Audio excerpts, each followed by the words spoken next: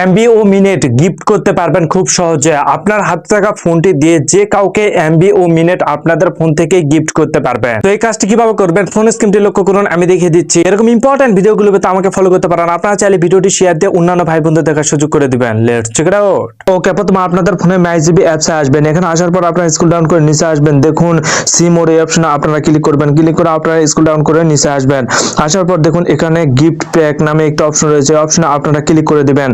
দেওয়ার পর দেখুন এখানে আপনারা কত জিবি এমবি অন্য কাউকে গিফট করবেন আপনাদের ফোন থেকে, আমি সেটা দেখাবো। দেখুন 199 টাকাতে 6 জিবি 30 দিন এই অফারটা কিন্তু আপনারা গিফট করতে পারবেন, বা যে কোনো অফারই কিন্তু আপনারা গিফট করতে পারবেন। যাকে আপনি গিফট করে পাঠাবেন এমবি ওই ব্যক্তির নাম্বার এখানে আপনারা বসিয়ে দিবেন। নাম্বারটি বসিয়ে দেওয়ার পর আপনারা কন্টিনিউ অপশনে আপনারা ক্লিক করবেন। ক্লিক করার পর দেখুন এখানে যদি সেন্টার গিফট অপশনে যদি আপনারা ক্লিক করে দেন তাহলে কিন্তু সাথে সাথে কিন্তু এই নাম্বারে এই 6 জিবি এমবি কিন্তু ট্রান্সফার